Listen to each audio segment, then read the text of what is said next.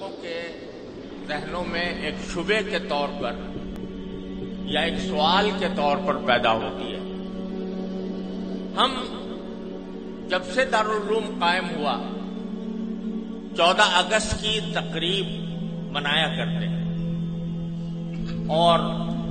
اس موقع پر کبھی مختصر کبھی مفصل اجلاسات بھی مقرر ہوتے ہیں، منعقد ہوتے ہیں،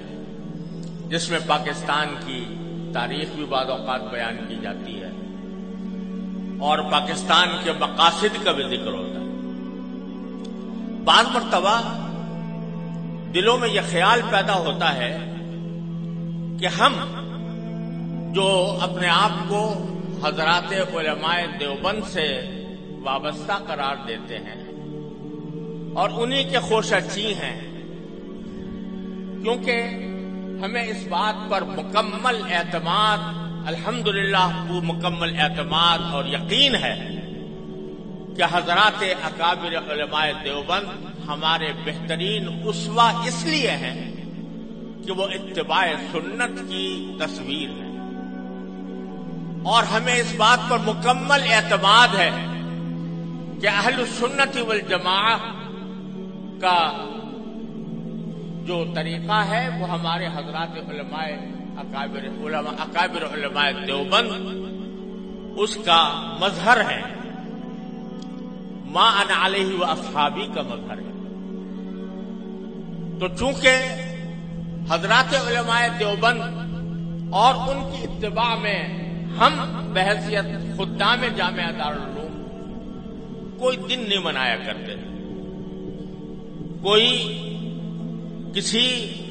کی برسی نہیں منایا کرتے، کسی کی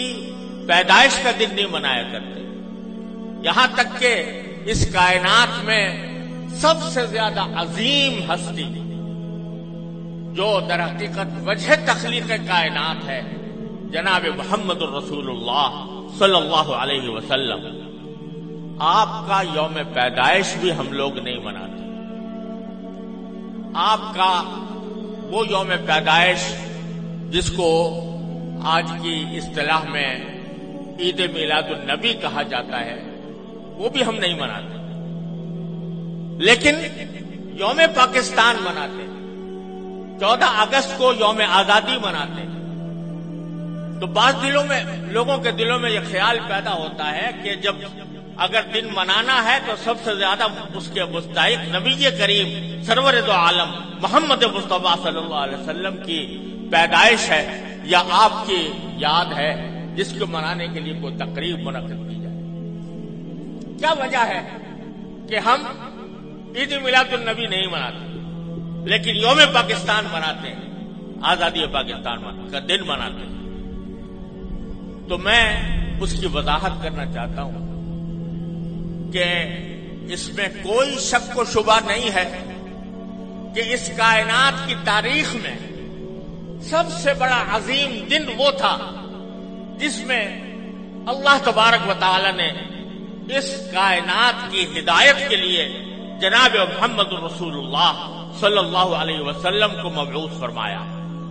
اس سے زیادہ عظیم دن انسانی تاریخ میں کوئی اور نہیں جس میں آپ تشریف لائیں،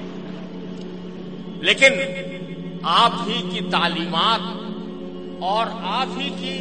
سنت اور آپ کے جانثار صحابہ کرام کی سنت یہ ہے کہ انہوں نے کبھی نبی کریم سرور عالم صلی اللہ علیہ وسلم کا دن نہیں منایا، اور اس لیے نہیں منایا کہ اللہ تبارک و تعالی نے رسول کریم صلی اللہ علیہ وسلم کو اس لیے مبعوث فرمایا تھا تاکہ آپ کی ہدایت کی روشنی سے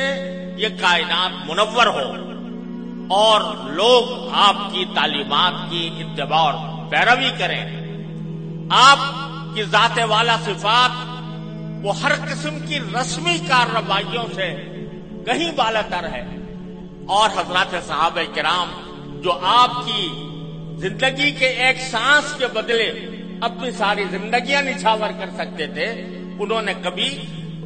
یہ دن نہیں منایا۔ جب انہوں نے جو کوئی چیز نہ منائی ہو اور انہوں نے اس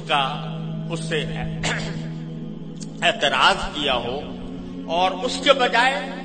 ساری زندگی اتباع سنت کی کوشش کی ہو، اس کو اگر ہم منانا شروع کریں تو دین کے اندر ایک اضافہ ہوگا، دین کے احکام میں ایک اضافہ ہوگا، اور دین کے کام میں کوئی اضافہ وہ بدعت کہلاتا ہے۔ من احدث فی امرنا ھذا فہو رد، تو وہ بدعت بن جاتا ہے، کیونکہ وہ ایک مذہبی معاملہ ہے۔ عید میلاد النبی مذہبی تقریب کے طور پر منائی جاتی ہے، مذہبی عید کے طور پر، عید کا نام اس کا رکھا گیا ہے، اور وہ مذہبی تقریب ہے، اور مذہبی تقریب اگر کوئی شخص مذہب کا حصہ سمجھ کر وہ منائے گا تو دین میں ایک اضافہ ہوگا جس کا نام بدعت ہے۔ اس لیے ہمارے اکابر علماء کرام نے اس بنانے کا اہتمام نہیں کیا۔ جہاں تک یہ 14 اگست کا تعلق ہے، 14 اگست کے یوم آزادی کا تعلق ہے، یہ کوئی مذہبی تقریب نہیں ہے، یہ کوئی دینی اجتماع نہیں ہے، یہ دینی تقریب نہیں ہے، بلکہ یہ ملکی تقریب ہے، اور ملک کی آزادی کے طور پر، اس کے ایک نشان کے طور پر اس کو منایا جاتا ہے۔ کوئی شخص بھی جو اس کو منانے والا ہے وہ اس کو دین کا حصہ سمجھ کر نہیں مناتا، اس کو مذہب کا جز سمجھ کر نہیں بناتا، بلکہ ایک ملکی تقریب ہے، ایک ملک کا اللہ تبارک و تعالیٰ نے ایک ملک ہمیں عطا فرمایا، اور ایسا ملک عطا فرمایا جس کی تفصیل مولانا عزیز الرحمان صاحب نے بیان کی ہے، تو وہ ہم ایک ملک کی تقریب کے طور پر بناتے ہیں۔ بدعت اس وقت بنتی ہے کوئی چیز جو شریعت میں نہ ہو اور شریعت کا حصہ اس کو بنا دیا جائے، لیکن یہ کوئی شریعت کا حصہ نہیں، یہ کوئی دین کا